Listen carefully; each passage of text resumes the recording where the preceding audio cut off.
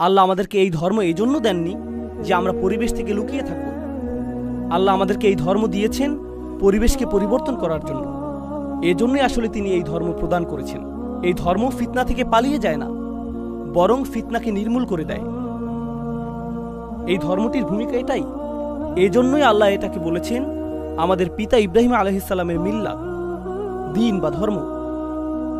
ইব্রাহিম আলাইহিস সালামের চারপাশ শিরকে পরিপূর্ণ ছিল, আর তিনি প্রতিনিয়ত এটাকে প্রশ্নবিদ্ধ করেছিলেন। তিনি প্রতিনিয়ত প্রশ্ন করেছিলেন আর এটাকে চ্যালেঞ্জ করেছিলেন। আমরা ইব্রাহিম আলাইহিস সালামের ধর্মকে ধারণ করতে পারবো না যদি আমাদের অভ্যন্তরে এমন কিছু না থাকে যা আমাদের ঈমানকে পরিচালিত করে। আমার সাথে সাথে শুধু এই বিষয়টি চিন্তা করুন। সেই মানুষেরা যারা সর্বপ্রথম কোরআন শুনেছিল, আমরা এই বিষয়ে সাধারণত চিন্তা করি না যে যখন কোরআন নাজিল হচ্ছিল অধিকাংশ মানুষ যারা কোরআন শ্রবণ করেছে তারা মুসলিম ছিল না। যখন কোরআন প্রথমে নাজিল হচ্ছিল আর রাসূল সাল্লাল্লাহু আলাইহি ওয়াসাল্লাম আয়াত তেলাওয়াত করছিলেন, বেশিরভাগ কান যেগুলোতে কোরআন প্রবেশ করছিল সেগুলো মুসলিমদের কান ছিল না। এর আগে তারা কয়েকশো বছর ধরে অমুসলিম থেকেছে। কোরআনের প্রতিটি আয়াত তাদের সংস্কৃতিকে প্রশ্নবিদ্ধ করেছে, এটা তাদের পরিবার প্রথাকে প্রশ্নবিদ্ধ করেছে, এটা তাদের পরিবেশকে প্রশ্নবিদ্ধ করেছে, এটা তাদের জীবন পদ্ধতিকে প্রশ্নবিদ্ধ করেছে, এটা সব কিছুকে প্রশ্নবিদ্ধ করেছে। কেন তারা পরিবার ত্যাগ করবে, সংস্কৃতি ত্যাগ করবে, স্বাধীনতা ত্যাগ করবে? সব কিছু ত্যাগ করে এই বাণী কেন গ্রহণ করবে? এটা আসলে কি? আল্লাহর বাণীটিতে শক্তিশালী কিছু ব্যাপার রয়েছে। আল্লাহর বাণীতে অতি প্রাকৃতিক অলৌকিক কিছু ব্যাপার রয়েছে। কল্পনা করুন, ইসলামের আগমনের পূর্বে তারা যা ইচ্ছা খেতে পারত,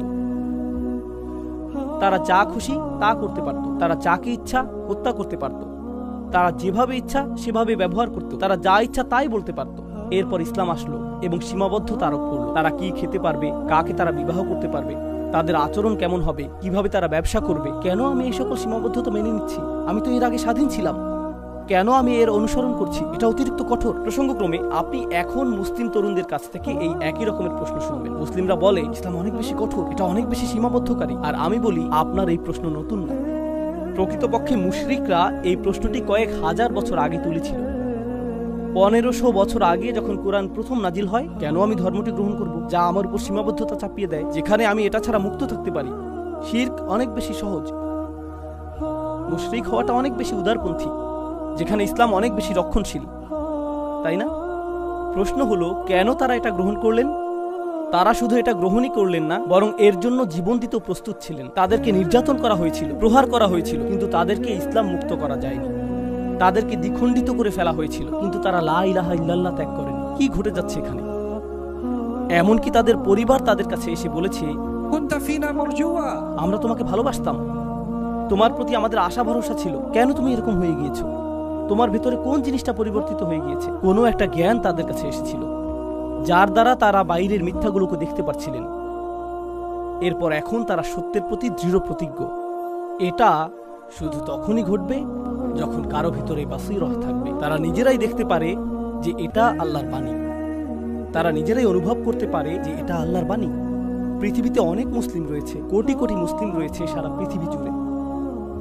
যদি আমাদের বেশিরভাগ মানুষই শুধুমাত্র এজন্যই মুসলিম হই কারণ আমাদের পিতামাতা মুসলিম, কারণ আমাদের আশেপাশের পরিবেশ মুসলিম, তাহলে আমাদের ইসলাম সংকটের মধ্যে আছে।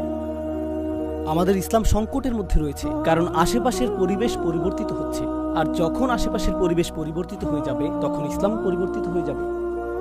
যেই জিনিসটি আমাদের ইসলামকে অব্যাহত রাখবে, আশেপাশের পরিবেশ পরিবর্তিত হোক বা না হোক, কোনো কিছু এটাকে প্রভাবিত করবে না যদি ইসলাম ভেতর থেকে আসে, বাইরে থেকে না।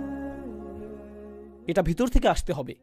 আমি আমেরিকায় থাকি, কখনো কখনো তরুণ ছেলেরা এসে আমাকে বলে, উস্তাদ, আমেরিকায় মুসলিম হিসাবে বসবাস করা আসলেই কঠিন। আর আমি বলি, আমার জীবনে এর চেয়ে অদ্ভুত কথা আর শুনিনি। আমেরিকায় মুসলিম হিসাবে বসবাস করা খুবই কঠিন। যখন 2 + 2 = 4 হয়, এটা ত্রিনিদাদে মেনে নেওয়া কঠিন না যে 2 + 2 = 4। আর কানাডায় এটা মেনে নেওয়া অধিকতর কঠিন। অন্য কোনো স্থানেও এটা অধিকতর কঠিন না। আগুন উত্তপ্ত, আমেরিকাতে আগুনে হাত দিয়ে আসলেই অনেক কঠিন। না না না, আগুন উত্তপ্ত, তা যেখানেই থাকুক না কেন। সত্য তো সত্যই। আশেপাশের পরিবেশ আমার ঈমানকে দুর্বল করে দিবে। জানেন এই ধারণাটির মানে কি? আপনার ঈমান শুধুই আশেপাশের পরিবেশ থেকে এসেছে, সেজন্য এটা দুর্বল। আপনার ঈমান ভেতর থেকে আসেনি। ইমানকে আমাদের ভেতরে লালন করতে হবে, আমাদের ভিতরে তৈরি করতে হবে। একমাত্র সেভাবে তা আসবে যেভাবে এটা প্রথমবার এসেছিল। প্রথমবার এটা এসেছিল যখন মানুষ আল্লাহর বাণী নিয়ে চিন্তা করেছিল, রাসূলুল্লাহ সাল্লাল্লাহু আলাইহি ওয়াসাল্লাম কোরআনের আয়াত তেলাওয়াত করেছিলেন। মানুষ চিন্তা করেছিল যে এই কথাগুলো আসলে কি, তিনি কি বলছেন। আর যত বেশি তারা এটা নিয়ে চিন্তা করেছিলেন, পৃথিবীকে তত নতুনভাবে আবিষ্কার করেছিলেন। এরপর আপনি আশেপাশের পরিবেশকে জাহান্নাম বানিয়ে ফেলতে পারেন, তারা ইসলাম ত্যাগ করবে না। আপনি পরিবেশকে নির্যাতনময় করে তুলতে পারেন, তারা ইসলাম ত্যাগ করবেন না। আপনি তাদেরকে গৃহহীন করে দিতে পারেন, তারা ইসলাম ত্যাগ করবেন না। আপনি তাদের প্রিয়জনকে ঘৃণিত জনে পরিণত করে দিতে পারেন, তারা ইসলাম ত্যাগ করবেন না। কোনো কিছুই তাদেরকে ইসলাম ত্যাগ করাতে পারবে না।